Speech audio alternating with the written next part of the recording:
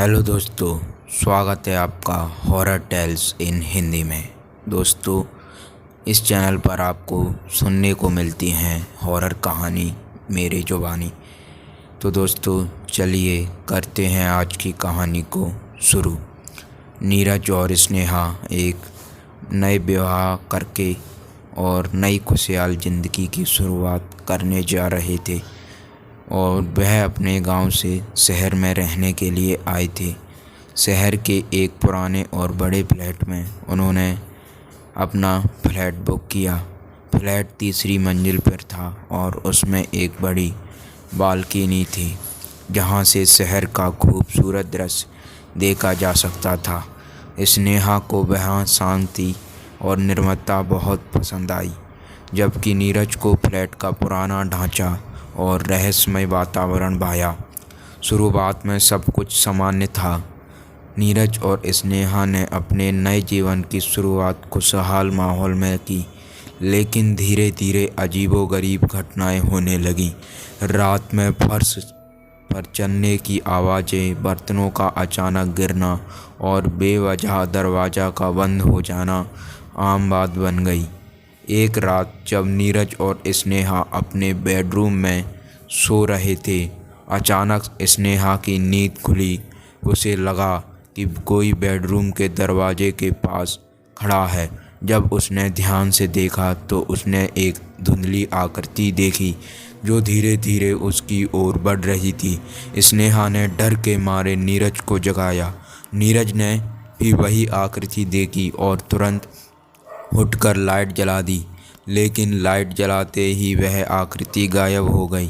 नीरज ने स्नेहा को समझाया कि यह उसका भ्रम हो सकता है और उसे वापस सोने की सलाह दी, परंतु स्नेहा को यह सब कुछ वास्तविक लगा और उसने नीरज से कहा कि वह अगले दिन पंडित जी को बुलाकर फ्लैट की पूजा करवाना चाहती है।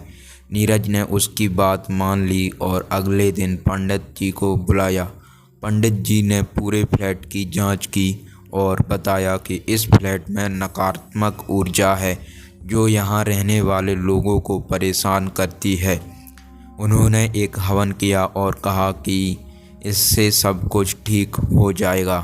कुछ दिनों तक सब कुछ सामान्य रहा, लेकिन एक रात स्नेहा फिर से उस धुंधली आकृति को देखी और इस बार वह आकृति और भी स्पष्ट थी और वह स्नेहा की ओर बढ़ती जा रही थी। स्नेहा ने जोर से चिल्लाया और नीरज भी जाग गया।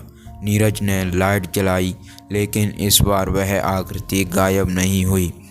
स्नेहा और नीरज दोनों स्तब्ध से और समझ नहीं पा रहे थे कि ये क्या हो रहा है। अचानक उस आकृति ने बोलना शुरू किया। उसने बोला, यह मेरा घर है, तुम लोग यहाँ से चले जाओ वरना तुम्हारे साथ बहुत ही बुरा होगा। स्नेहा और नीरज को समझ नहीं आया कि क्या करें। उन्होंने फैसला किया कि इस फ्लैट को छोड़ देंगे। अगले दिन उन्होंने तुरंत ही दूसरे फ्लैट की तलाश शुरू कर दी, लेकिन जैसे जैसे वे नए फ्लैट की तलाश करते वैसे वैसे अजीबोगरीब घटनाएं होने लगीं। और एक रात जब वे सो रहे थे तो बेडरूम का दरवाज़ा अपने आप खुला और बंद होने लगा। नीरज और स्नेहा अब पूरी तरह से डर गए थे। एक दिन की बात है जब नीरज ऑफिस में था, स्नेहा अकेली घर पर थी। अचानक उसे महसूस हुआ कि कोई उसके पीछे खड़ा है। उसने पलट कर देखा तो वही धुंधली आकृति उसके पास थी। स्नेहा डर के मारे कांपने लगी और आकृति ने कहा, तुम्हारे पास समय कम है, इस घर को छोड़ दो। स्नेहा ने नीरज को फ़ोन किया और तुरंत घर आने के लिए कहा। नीरज घर आया और उन्होंने फैसला किया कि वह उसी दिन फ्लैट छोड़ देंगे। उन्होंने अपना सामान फेंका और फ्लैट से निकलने लगे। जैसे ही वे फ्लैट का दरवाज़ा बंद करने लगे, उन्हें एक पीछे से जोर का धक्का पड़ा। जैसे उन्हें किसी ने पीछे मुड़कर देखा तो वह धुंधली आकृति दरवाजे पर खड़ी थी। उसने कहा, अब तुम यहाँ से जा सकते हो। नीरज और स्नेहा ने तुरंत फ्लैट छोड़ दिया और एक नए फ्लैट में शिफ्ट हो गए। उन्होंने उस फ्लैट के बारे में किसी को कुछ नहीं बताया क्योंकि उन्हें डर था कि कोई उन पर विश्वास नहीं करेगा। लेकिन उन्हें हमेशा यह महसूस होता है कि वह धुंधली आकृति अब भी उनके आसपास है, उन्हें देख रही है और कभी भी वापस आ सकती है।